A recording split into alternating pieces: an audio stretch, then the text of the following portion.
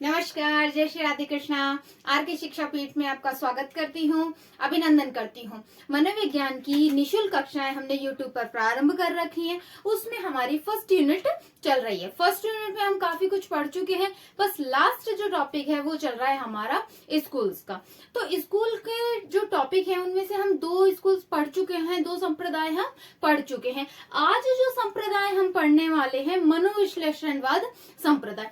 आज की क्लास में हम ओनली मनोविश्लेषणवाद संप्रदाय ही पढ़ेंगे, क्योंकि यह संप्रदाय एक ऐसा है कि वेरी वेरी मोस्ट कहें कि जिसमें से एक क्वेश्चन आपका आप पक्का समझिए, चाहे वो फर्स्ट ग्रेड हो, चाहे सेकंड ग्रेड हो, रीट हो, सीटेट हो, सिगमंड फ्राइड के टॉपिक में से आपको एक क्वेश्चन एक जरूर से जरूर मिलेगा। तो यदि हम इतने सारे संप्रदाय पढ़ते हैं, इतने टॉपिक पढ़ते हैं, उसमें से हमें कोई जरा से 10 लाइनों के टॉपिक के लिए कोई ये कह दे कि इन 10 लाइनों में से क्वेश्चन आएगा, तो हमें क्या बुराई है उन 10 लाइनों को याद करने में। तो आप आज इस सिगमंड फ्राइड के मनोविश्लेषणवाद को बहुत ही अच्छे से समझिए।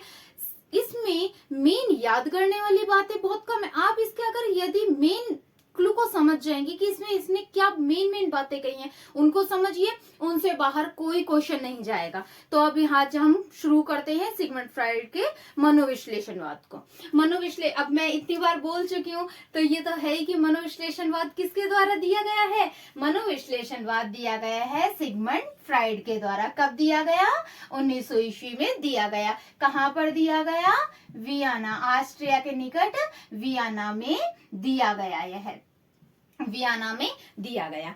इसे हम इसकी महत्वता के कारण ही आप देखिए, इसको कहा जाता है प्रथम बल कहा जाता है। मनोविश्लेषणवाद में इसे प्रथम बल कहा जाता है। सिगमंड फ्राइड ने हम इसके 2 मूल प्रवृत्तियां पहले पढ़ लेते हैं, फिर उसके बाद हम इसने जो 2 वो दिए हैं मॉडल दिए हैं। इसने कौन कौन से 2 मॉडल दिए हैं? एक तो दिया है इसने स्थलाकृति मॉडल, और एक दिया है इसने संरचनात्मक मॉडल या गत्यात्मक मॉडल हम उसे कह सकते हैं, जिसमें आप ऐसे नहीं है नए पहली बार पढ़ रहे हैं, उसमें चेतन, अचेतन मन, ईड, इदम वगैरह ये सारी चीजें हमारी आएंगी, वो हम आगे की स्लाइडों में पढ़ते जाएंगे। अभी एक छोटा सा टॉपिक इसमें और आता है कि सिगमंड फ्राइड ने जो मूल प्रवृत्तियां दी हैं, आप उनको समझ लीजिए, फिर हम जो मेन टॉपिक है हमारा वो स्टार्ट होगा। जो मेन सिगमंड फ्राइड में जहां से क्वेश्चन बनते हैं हम उसको पढ़ेंगे आगे की स्लाइड में। बस एक ये छोटा सा टॉपिक है, पहले आप एक बार इसको देखिए। सिगमंड फ्राइड ने 2 मूल प्रवृत्तियां बताई हैं। कौन कौन सी मूल प्रवृत्तियां बताई हैं? जीवन मूल प्रवृत्ति जिसे कहते हैं इरोज, मृत्यु मूल प्रवृत्ति जिसे कहते हैं थेनाटोस। इरोज और थेनाटोस क्या है? जीवन मूल प्रवृत्तियां, यानी कि जिसमें हमारे सभी रचनात्मक कार्य आते हैं, जो हमारे रचनात्मक कार्य आते हैं जीवन से संबंधित, वो कौन सी बात है? जीवन, तो रचनात्मक कार्य आएंगे। मृत्यु यानी कि हमारे जो आक्रामक कार्य हैं, आक्रामक जो हमारी प्रवृत्तियां हैं, मूल प्रवृत्तियां हैं, जो हमारे कार्य हैं, वो तो मृत्यु मूल प्रवृत्ति में आएंगी। जो हमारे आक्रामक कार्य हैं वो तो हमारी मृत्यु मूल प्रवृत्ति में आएगा। जो हमारे रचनात्मक कार्य हैं वो किस में आएंगे? जीवन मूल प्रवृत्ति में आएंगे। इसे इरोज और थेनाटोस का क्वेश्चन, थेनाटोस का आया हुआ है एग्जाम में, तो आप इसको देखिए। मूल प्रवृत्तियों का एक ही छोटा सा टॉपिक है, उसके बाद हम मेन टॉपिक पर जहां से प्रश्न बनते हैं उस पर चलते हैं। आप एक बार इसका स्क्रीनशॉट लीजिए।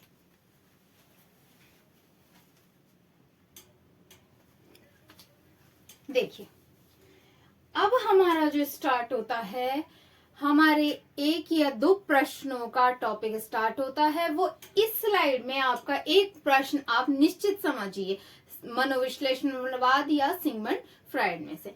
यदि आपने इस पूरे चार्ट को एक बार में समझ लिया तो आपका हमेशा के लिए सिगमंड फ्राइड में से आने वाला प्रश्न का आंसर आप निश्चित तौर पर यह समझिए कि आपका सही होगा।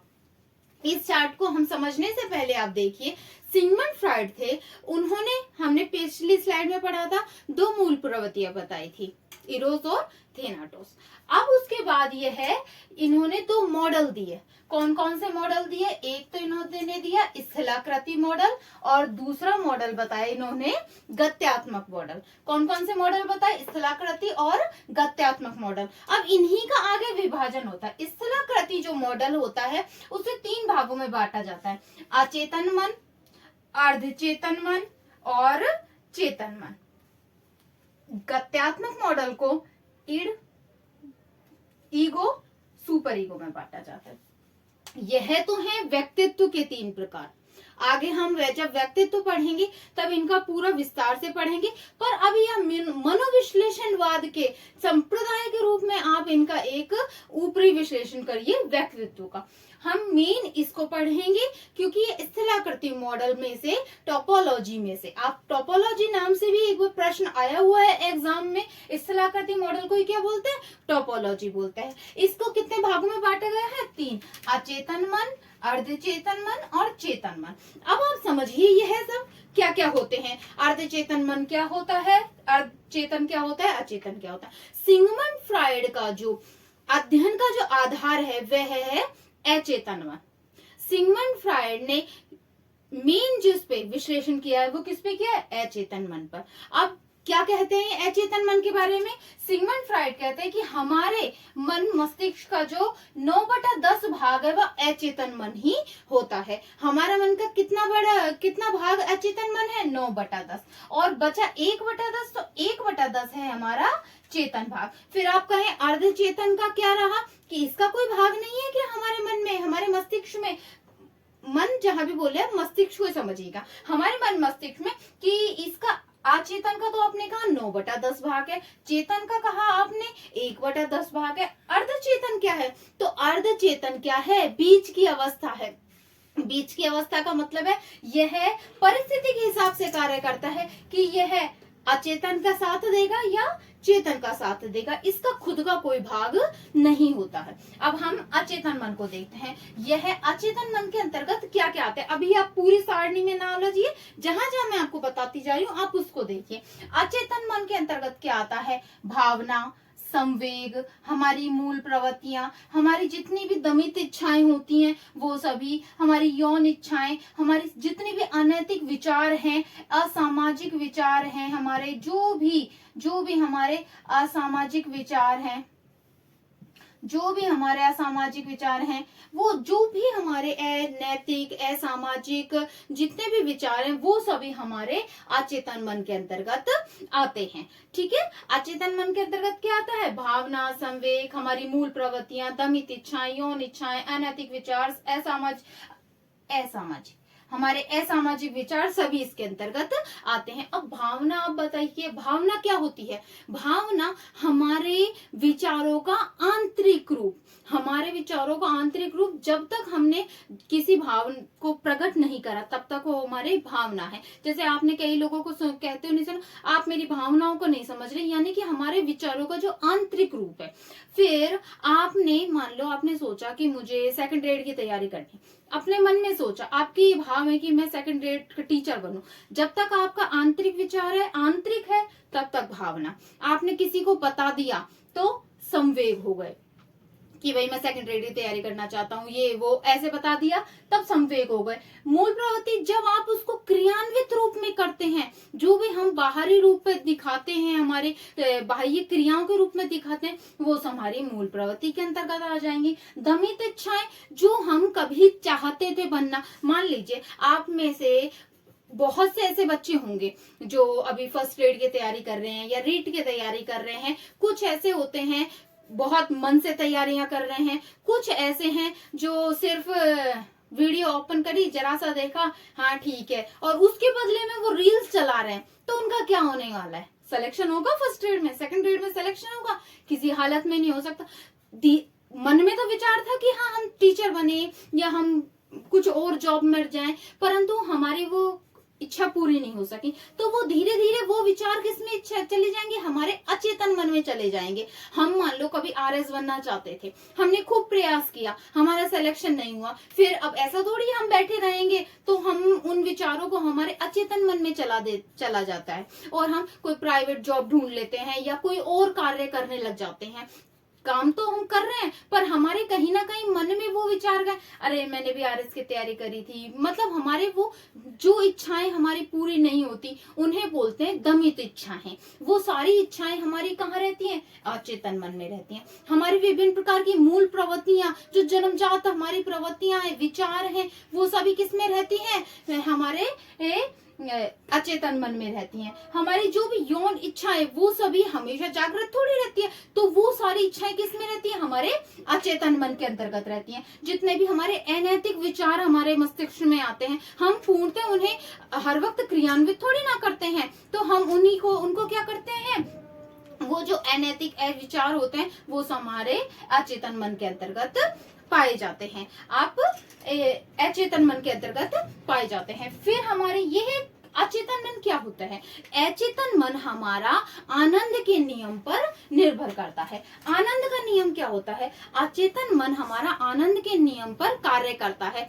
आनंद का नियम कि इसे कोई मतलब नहीं है सुख दुख किसी भी चीज से, इसे सिर्फ आनंद चाहिए।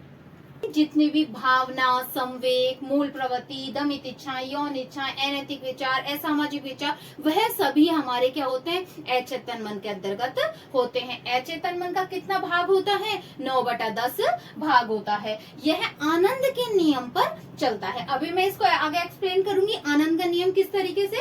फिर हम आते हैं अर्धचेतन मन पर। अर्धचेतन मन क्या होता है? यह वास्तविकता के नियम पर चलता है। यह हमारा क्या होता है? कार्यपालक होता है। कार्यपालक होता है। चेतन मन कितना होता है हमारा? 1/10।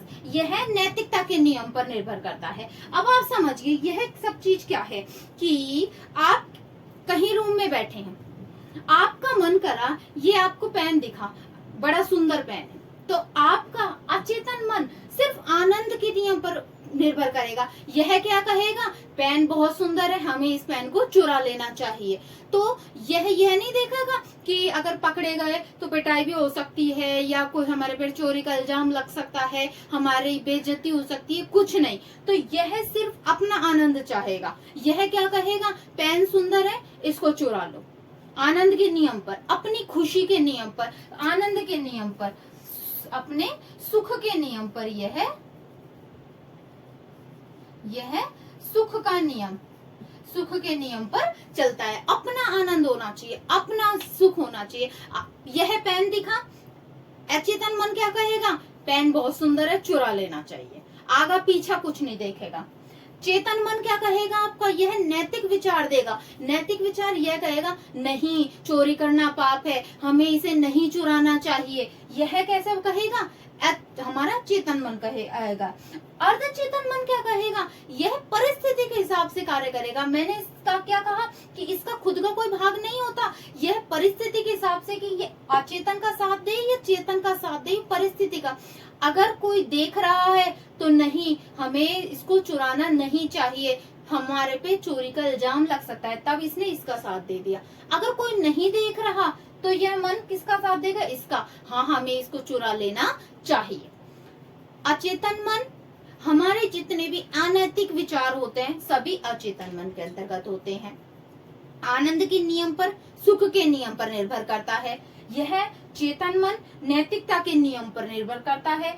अर्धचेतन मन वास्तविकता की, जैसी वास्तविक परिस्थिति है उसके हिसाब से कार्य करता है। यदि हमें चुरा लेना चाहिए, वास्तविक परिस्थिति इस टाइम ये कि कोई नहीं देख रहा, तो इसका साथ दे देगा। नहीं, अगर कोई देख रहा है, नहीं नहीं नहीं चोरी करना पाप है, ये इसका साथ दे देगा। तो यह क्या हो गया? हमारे मन की बात हो गई। अचेतन मन क्या होता है? हमारे जैसे कोई भी हमारे विचार है, जैसे आप रास्ते में से जा रहे हैं तो आपका क्या मन करेगा? कोई चीज को ले लेने का मन। हमारा किसी, आप जैसे जितने भी आप आजकल अखबारों में देखते हैं, चोरी हो रही है, कोई चीज हो रही है, तो यह मन तो क्या करेगा? अरे इसके गले की चैन बहुत अच्छी है, छीन लो, हो गया। और कोई भी दुष्कर्म होते हैं, आप ये देखते हैं कि भाई ये चोरी या फिर कोई भी दुष्कर्म, कोई भी गलत कार्य व्यक्ति करता है, किसी की हत्या कर दी उसने, यह आक्रामक है। यह एक तरीके से पशु प्रवृत्ति का कार्य करवाता है व्यक्ति के अंतर्गत, कि जितने भी अनैतिक विचार है, किसी ने आपसे कुछ कही कि आपके, मान लो आपका प्रेम प्रसंग है, आपका प्रेम प्रसंग किसी ने अस्वीकार कर दिया, उसको मार दो, टुकड़े कर दो, इसने मेरा प्रेम प्रसंग स्वीकार नहीं करा, यह अचेतन मन कहेगा। यह सारे हमारे असामाजिक विचार है। अगर किसी व्यक्ति पर यह हावी हो गया तो व्यक्ति गलत कार्य करेगा। यह क्या कहेगा, नहीं, हमें परिस्थिति देखकर कार्य करना चाहिए। यदि हमें कोई देख रहा है तो इसका साथ दो, नहीं हमें नहीं करना चाहिए, और अगर कोई नहीं देख रहा तो हमें इसका साथ देना चाहिए। यह क्या होता है, अचेतन मन। यह होता है जन्मजात होता है, यह भी जन्मजात होता है। अब आप देखिए, यह तो स्थलाकृति मॉडल हमने पढ़ा। अचेतन मन आनंद के नियम पर निर्भर, अर्धचेतन मन वास्तविकता के नियम पर, चेतन मन नैतिकता के नियम पर निर्भर करता है। इन्हीं के साथ दूसरा मॉडल इन्होंने क्या दिया, गत्यात्मक मॉडल दिया। गत्यात्मक मॉडल यानी कि व्यक्तित्व के 3 प्रकार बताए। व्यक्तित्व के 3 प्रकार क्या बताया इन्होंने, इड, ईगो और सुपर ईगो। इड यानी कि हमारा इदम, ईगो को हम कहेंगे अहम, सुपर ईगो को क्या कहेंगे, परा अहम। इड के यह क्या होता है, जन्मजात व्यक्तित्व होता है। यह जिसमें अचेतन मन का साथ ये आएगा, ये वाला व्यक्तित्व का। जिसके व्यक्तित्व में अचेतन मन अधिक जागृत है उसका इड व्यक्तित्व होगा। जिसमें अर्धचेतन मन जागृत है उसका ईगो जागृत होगा। जिसमें चेतन मन है उसका परा अहम। यह तो देखो, इसको तो आप कहोगे राक्षस, इसे कहोगे आप मानव, और इसे कहोगे आप दिव्य या फिर देव। प्रवृत्ति, आप व्यक्तित्व तो आप पहचान सकते हैं। कोई व्यक्ति है, जिन माँ बाप ने आपको पाला पोसा, एक किसी के गले का हार लेने के लिए, जरा सी जमीन के लिए, जिस पिता ने आपको पाला पोसा, आप उसको मारकर हत्या कर रहे हो, और हत्या करके आप हाथ तक नहीं धो रहे, और आप अपने वहीं के वहीं आप खाना खाने बैठ रहे हो। आपने अपने किसी से प्रेम प्रसंग किया, आप उसके टुकड़े कर रहे हो। तो यह जितने भी पाशविक कार्य होते हैं, राक्षसी काम होते हैं, जिनके व्यक्तित्व राक्षसी होते हैं, जो आप ऐसे गलत कार्य करते हुए देखेंगे, उनका अचेतन मन जागृत रहेगा। जिनका व्यक्तित्व इड का होगा उनका अचेतन मन जागृत होगा। जिनका व्यक्तित्व ईगो का होगा, मानवीय होगा, कि नहीं हमें यह कार्य नहीं करना चाहिए, हमें हमारा जीवन बर्बाद हो जाएगा, हमें चाहे कितने ही गलत विचार हमारे मन में है, पर हम हमारे मन को रोक लेते हैं, नहीं कोई बात नहीं, कितना ही क्रोध आए, तो वो हमारा क्या कहलाएगा, हमारा ईगो। यह मानवीय प्रवृत्ति व्यक्तित्व कहलाएगा। इड व्यक्तित्व अचेतन मन के साथ रहेगा, ईगो व्यक्तित्व अर्धचेतन मन के साथ रहेगा। परा अहम, जो आप साधु संतों को देखते हैं, आजकल के साधु संतों की तो आप गिनती ना करिए, पर जो हमारे सात्विक जो कुछ अगर हैं सही तो कुछ हैं गिनतियों के, उनका ये वाला रहेगा। किसी ने अच्छा कहा, बुरा कहा, सभी को एक नजर से देखना, किसी का बुरा ना चाहना, सभी के लिए अच्छा व्यक्तित्व रखने वाले व्यक्तियों का कैसा मन जागृत रहता है, चेतन मन।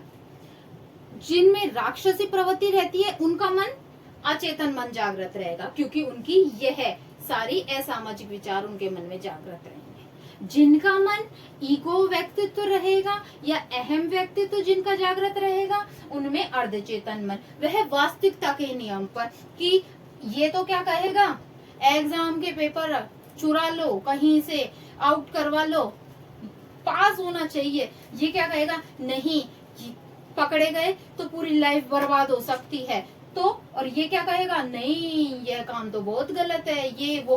तो सबसे सही क्या है, यह है, क्योंकि एक सामान्य जीवन जीने के लिए हमें सही और गलत के अंतर का ज्ञान होना चाहिए। तो जिसे सही गलत का ज्ञान होता है वो कौन सा व्यक्तित्व होता है, ईगो व्यक्तित्व। और जिसका ईगो व्यक्तित्व है वो क्या है, अर्धचेतन मन। उसका मन कौन सा जागृत है, अर्धचेतन मन। और चेतन मन के अंतर्गत क्या आता है, हमारे नैतिक विचार आते हैं, हमारे दिव्य विचार आते हैं।